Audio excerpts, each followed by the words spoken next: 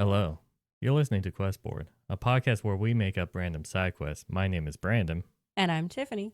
Just so you know, we are not professional writers in any way, shape, or form. At least we don't claim to be. We just really like tabletop RPGs, and we do this for fun. Of course. And today we actually have a somewhat special episode. I'd call it special. We're actually collaborating with a lovely website called Of Metal and Magic. Super cool. You can find them at ofmetalandmagic.com. Just all the words. All the words spelled out, yeah. Basically, we came across their website and noticed that they also do quest board postings like we've always structured our podcast to. So we sent them a message if they want to collaborate with us. And here we are. Yeah. Super exciting. We're going to be using one of theirs. Mm-hmm. Tiffany made a lovely table. Yes, I made a list of ones that, more fit kind of what we do. Yes, I've read them, but I also have a terrible memory, so I quickly forgot all of them as well. And that's why you're in charge of that. Mm-hmm. If you want to check out their website and see that, we'll put a link down in the description of the website. But it'll be the page with all the postings. Yeah. Those are actually imaged. Yes. Like normally we make ones that are just off of a D100 table, which is just pure text. But these are actually has a image to them. They're beautifully drawn. Like they look like an old piece of paper that you've tacked onto a board somewhere. I really like it. And they all have really cool font too, like they're handwritten. I mean, that means you could just print them off and then hand it to your players instead of reading it to them. It's a very good resource for any campaign. So, yeah, if you want to check that out. The lovely people at Of Metal Magic said that they'll link this episode for whichever post that we do. Mm-hmm. So if you come from that website over to us, hi, welcome. If you're listening to us just naturally through Spotify or something like that, go check them out. Yeah. I think let's see what we're doing. I'm actually rolling this time. Yeah, you got a die? Yep, got it. I got a 9. 9. All right. Thieves stealing from Soldier Memorial. The statue commemorating those that gave their lives in service of our noble nation has been desecrated. Over the last week, any tributes left to the memorial with notable gold or silver value have been stolen. Somehow, the thieves are able to elude the guards stationed at the memorial, continuing to steal valuables, and our investigators have not turned up any results. To that, we are looking to bolster our efforts with the aid of any willing mercenaries. 12,000... Sorry. 1,200. 1,200. My bad. I'm bad at reading numbers. They are rich over there. Yeah. 1,200 gold reward, all in bold, to the persons who can bring the thieves in, plus a bonus for any return tributes. Speak with... I can English. I can. Speak with Captain Reese for more information. Until the whole eluding guards, I was just thinking, what happens if it's like the drunken party from the Hangover episodes we've done? Where it's just like the party was drunk and they don't remember it, and that was like one of their clues where they like stole from a memorial. Yeah, this has been happening like over the last week though. So yeah, they can't be them. No, that was unless a one-night they're alcoholics. Well, from the way that sounds. So these thieves are able to elude the guards who are on alert because like things have already been stolen. Mm-hmm. And they're only taking stuff that has value, like notable gold or silver value. Okay, I'm kind of having a sudden flash of I forget what that creature name is. It's from the mystical beasts. And my gosh. And where to find them. I was going to bring up the Niffler if you weren't. Okay, that was the name of it. What happens if it's like a beast like that, a creature that just like stuffs things in pockets, shiny things, and then like that's how they elude the guards because the guards are looking for people? I mean, like I said, I was already having that idea because it's shiny, it's worth something. Nifflers want that. It's either that or it was the polymorphed cat of Mission Impossible episode. Oh yeah. Whereas if you haven't listened to that, someone willingly transformed themselves into a cat so that they could steal a gem from a wealthy merchant. But then they got stuck. And then they got stuck. But like the thought of someone willing, because this is fantasy, mm-hmm. the thought of willing to transform yourself in order to pull off a heist because no one's expecting an animal kind of approach. Right. Which, saying that out loud, in the fantasy realm, that should, like, guards should also look for animals, right? That is true. Because, I mean, druids are a thing. Yeah, right? And they can just willy-nilly be like, I'm going to be a rat now. Or I'm going to be a fly to sneak into the vault. I don't know if fly is a choice for them. Well, it was in the movie. It was? Yeah, Oh. remember? It's been a while. I only saw it once. Well, the druid was a fly to eavesdrop on them talking about the vault and who designed it, and then that's when the red mage was like, go all screamo mode, point at the fly and screaming. Gosh. And that's when it was that sequence of 6 wild shape changes. Gotcha. While she was escaping the castle. Man, what level would you have to be to do that 6 times in a row? Oh, we've talked about this many times. Also, fly's not on the list, so. I actually haven't played a 5th edition druid, so I don't know that. I have. Fly's not on the list. Oh, because it requires a flying ability, and that's like higher level. Yes. Ah. But judging from how many times she wild shaped, she might be a higher level. Anyways, I don't know if we want to actually do that for this one. I'm still leaning towards Niffler, but if there's a... But then if it's a Niffler... I know, it's like... Are we we're going to be copyright struck. I know. Is there a creature in various fantasy... I mean, we could make one up, but if we do that, then what? It's just going to be, okay, they find a trail, they find it, then they return it. Yeah, that does get a little boring, doesn't it?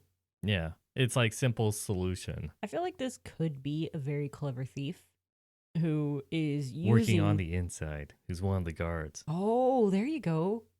It is one of the guards. Inside man. Yeah.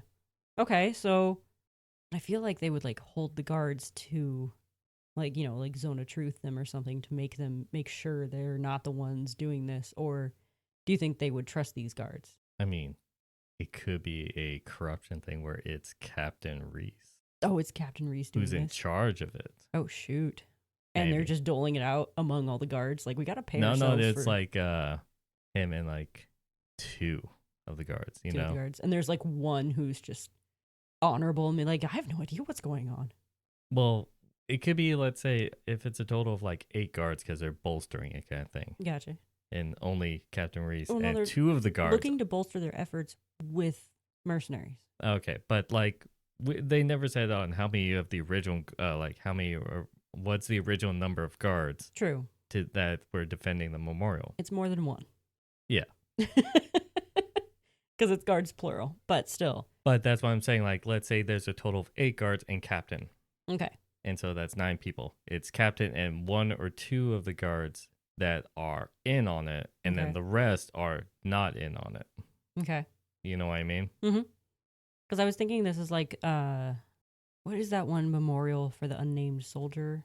Oh, the nameless soldier in DC. Yeah, I think so. Isn't there only ever 1 guard, or is there 2? It's 1 guard that's walking back and forth. Mm-hmm.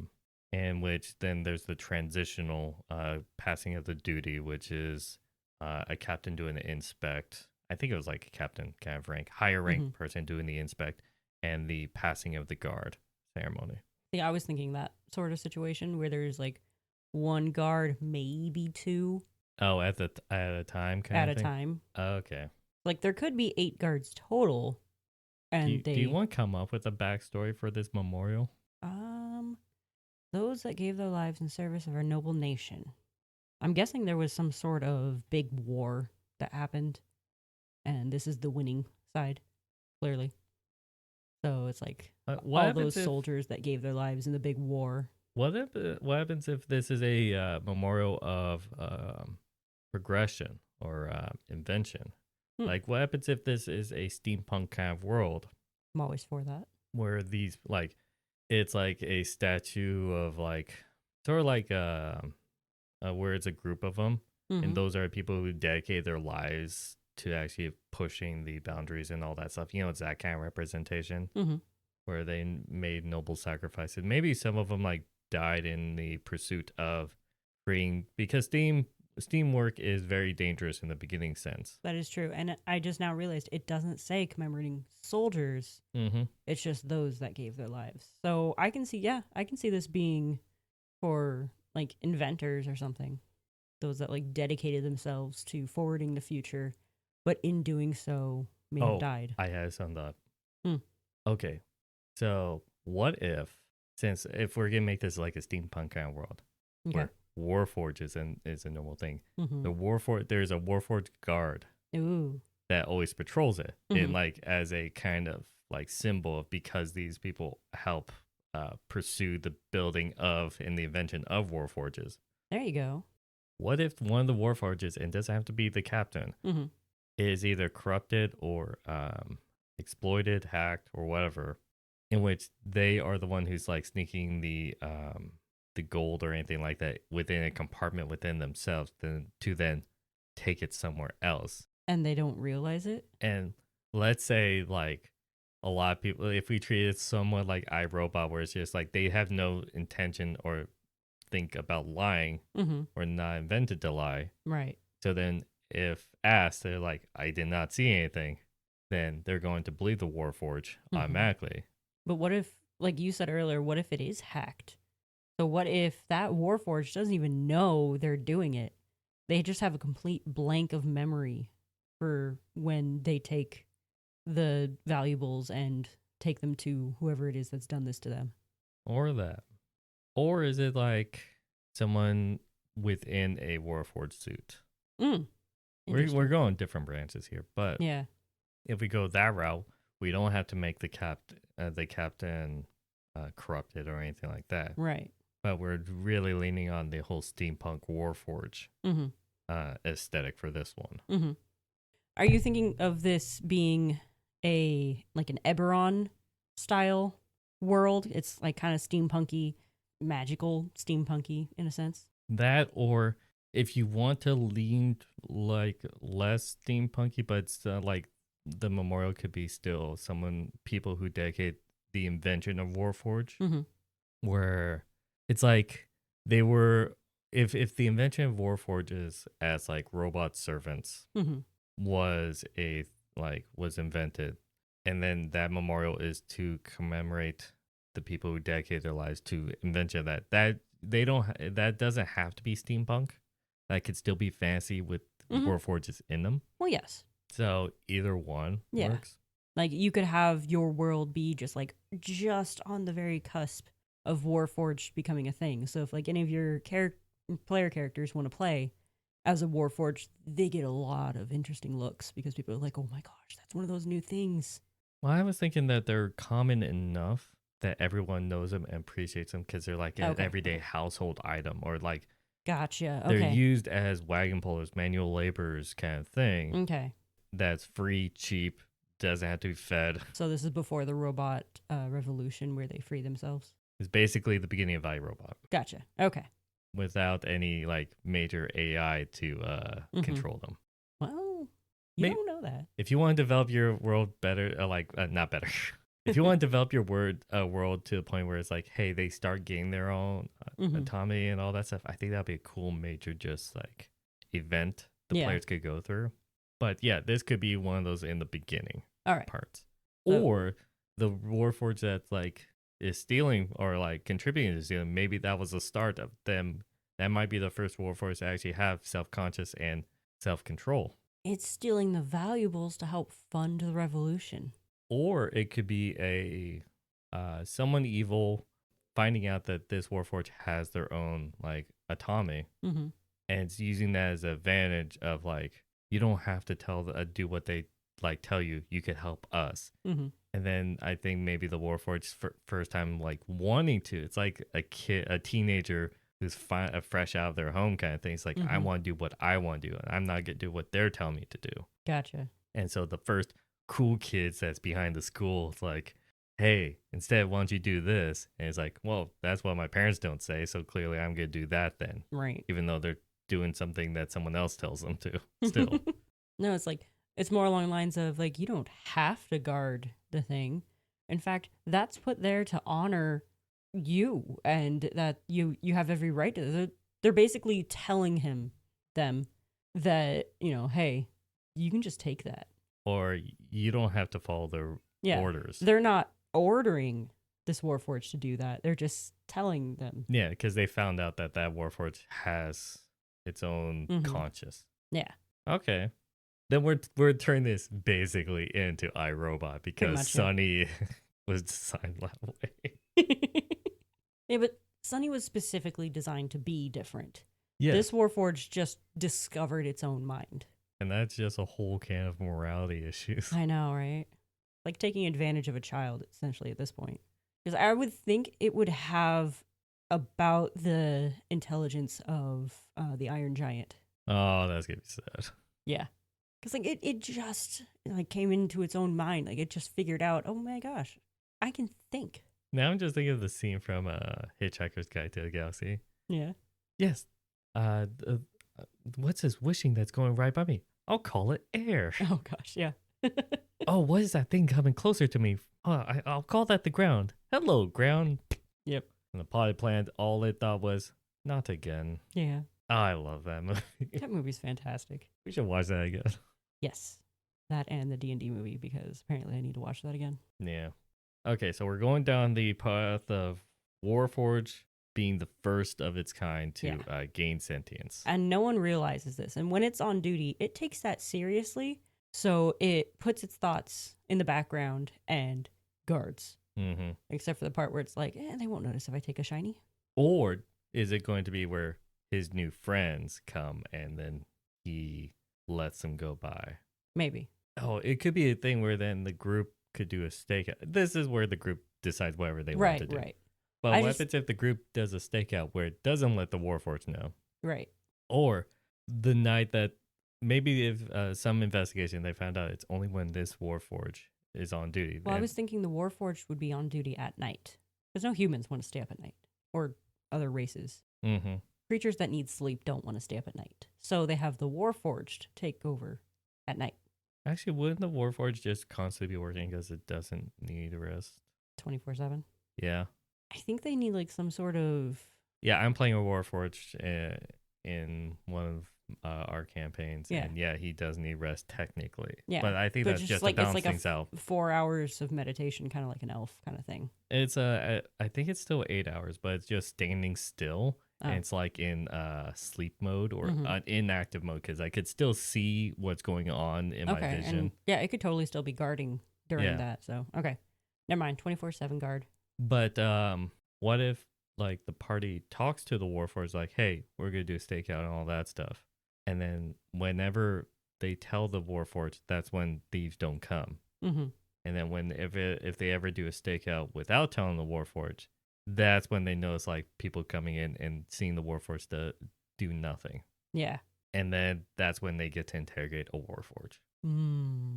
That'll be interesting. I don't know how that'll play out. No idea. Improv. Woo! That does sound like fun though. Trying to figure out like where does a Warforged morals lie in this? Like, do they see this as stealing or do they see it as providing to those who need? I think we already established it's a sense of always been told what to do and is aware that they've always been told and ordered what to do. And then finally being told you don't have to listen to that after gaining their sentience. Taking bad advice. So, yeah, but it's finally advice that like they could choose upon and they feel like they choose it because they have the right to choose it. Mm-hmm. Even if it's a way worse option. A lot of people tend to do that after being ordered or told their entire lives kind of thing. They want to rebel. Yeah. So it could be just a sense of that. Okay. And then honestly, like this whole thing, once that Warforged is discovered to have its own mind, it could lead to an entire era of this world having the realization that these things are waking up and we have to think of where they fit in society. That's how the party reacts to it. Yes. Because the party could like either keep it secret or anything like that, encourage it, or possibly tell the government body about it, and maybe have the government body destroy it because they want ones that just takes orders. That would be so sad. Because that would ruin the entire infrastructure of the city. True. They want obedient servants. Mm-hmm. Especially with these manual labor, like tough jobs. They want some like warforges that don't question it. Right. So if the party is aware of that, that's the moral choice for themselves. They want robots, not warforged. Mm-hmm. Do you have anything else? I'm trying to think, like, okay, about this thief, the thief that keeps showing up. Okay. Let's flesh them out. Okay, what's their name? Gotta You go should have known straight to that na- when I you're know. I like- had to go. You had to go straight to names. I was a little bit ready, but We are so professional. oh yes, we are definitely professional. Okay, I found a name that's extremely hard to say but looks cool spelled out. Daffid Horn. I'm going to try once. Daffitorn? Daffid Daffid. Horn. Horn. Yeah. The first name is spelled Dafydd. They go by Daff. Could also possibly even be pronounced David. They go by Daff. They go by Daff. Okay. Daff for short. We can stick with Horn, or we could switch to, I don't know, Sharp. Daff Sharp. Would that be a good name for a thief? Daff Horn. I think stereotypically Sharp it would be a better last name for a thief. Yeah. It's a little cliche, but let's go with that. Okay, so Daffid Sharp. Yeah, that flows off the tongue a little better too. So do you want this thief to have a sad backstory? They need money for their sick grandmother. I don't think it needs to be a sad backstory. You know, okay, they can spin a sad backstory, and that's the story they gave to the Warforged. That they need The this money for. Warforged doesn't fully care. Like we said before, the Warforged is just something that's I'm choosing to do this instead of ordering to do True. it. But Daffid doesn't have know to. that. Yes, but I feel like probably in the early stages of a Warforged gaining sentience, they still don't think in like emotional like choices, Okay. except for the whole like not being told what to do. Yeah. Okay. But it's very much more binary. You know what I mean? Mm-hmm. Where they don't fully understand human emotions or like, oh, sick ailing grandma kind of thing. You know what I mean? Right. I'm just trying to make it more of a simple character. Mm-hmm. But would Daffid know whether or not that Warforged cares? I think maybe that's what Daffid tried in the beginning. Okay. And then realizing it didn't work because very much an emotionless robot. Right. And then going on you don't have to tell them what, and then found that was a hook. Right. And Just then tried everything until something stuck. you do the like small baits kind of thing and seeing if there's a bite on one of the lines. Gotcha. And then you just go full in on that one. Okay. That's what usual manipulators do, right? Right? I don't know. I'm not one. I swear. And Daffid can be like whatever race you want them to be. Yeah. Yeah. So why is Daff stealing the money? The real reason. Because money. Maybe they owe someone a bunch of money, like a whole lending type of situation. Or they just want to get rich so they can live in comfort. They want to buy a castle. Okay, are we doing a good person or a bad person? Oh, I'm thinking bad. Okay, I was trying to think like, how could we make a morally gray one? And my first thought was money to support an orphanage. Okay. But the reason why is because he wants to train kids to grow up to know how to like thieving and all that stuff. So he is providing food and a home to kids, but it's also to start a group. So he can groom them into future thieves. And basically that's a story of the Gentleman's Bastards book series, which is pretty good. Yeah, there's no original morally ideas great. anymore. It's helping children, but also corrupting those poor children. Yeah. I mean, corrupting the children that shows talent. Mm-hmm. The rest are like growing up to be not homeless. Right. So it's possibly that even, respectable contributors to society and such. And perhaps Daffid even grew up in that same orphanage. And that's why, he's just like, hey, I want to support this. But also, hey, kids, that's how you pickpocket. Well, and it's the manipulation of the kids is like, do you also contribute for your brothers and sisters? Yeah. That's how you do it. Yeah. Like I said, I'm not a manipulator. Oh, man. Gaslight these poor children. That's how you do it. I know. Okay, so we're going with that approach? Where it's somewhat morally gray? Yeah. Mostly morally gray. I think that's a darker gray. But if anyone asks, like, why are you doing this? He's like, well, no one's using it. What do you mean? It's just sitting there. Shiny. Oh, you mean the The valuables that's valuables, being okay. stolen. Yeah.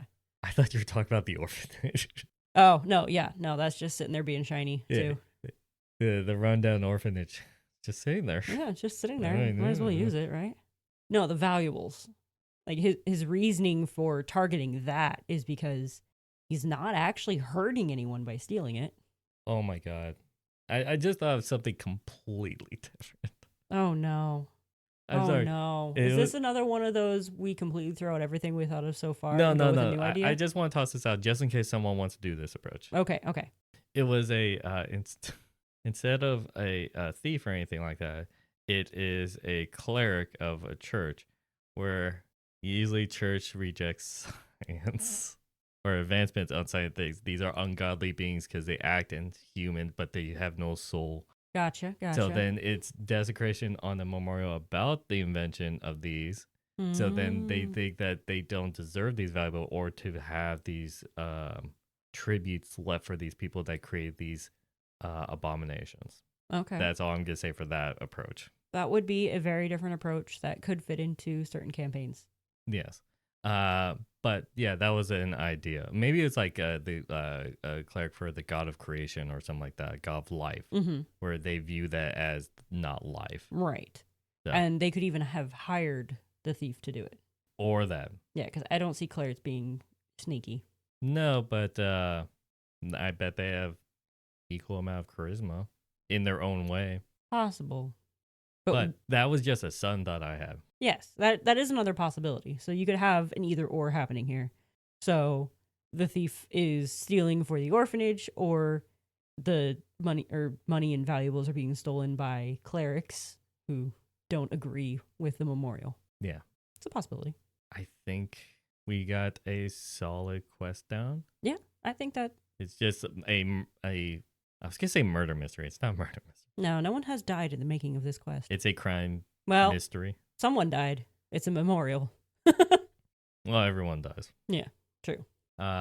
It's a crime mystery, I guess you would call it. A heist mystery, I guess. If On you're not the the one other doing the side? heist. Yeah, you're on the other side of the heist. You are the gumshoe this time. Isn't the term gumshoe just supposed to be a dumb detective kind of thing? Yes. Okay. I just wanted to are you saying that the party are the idiots? Okay. Yes. The We've lovable said that idiot detective. We've said that multiple times. You have to treat the party like idiots. Yeah. But only so they feel really smart when they finally get it. Sure. Anyways, I think that is a solid quest. Mhm. So, we do have 2 social medias. One is Twitter at QuestBoardPod, and the other one is on YouTube. Woo. Just look up QuestBoardPod, and you'll most likely see it. We would like to thank Metal and Magic for help collaborating with this posting for us to make this quest out of. Very good quest. If you have a quest posting of your own for us to make a quest out of, let us know down in the comments on YouTube or tweet us on Twitter. Or if you have a favorite of Metal and Magic quest that you would like us to cover, let us know which one it is. I think with that, I wish you all good night. And happy questing.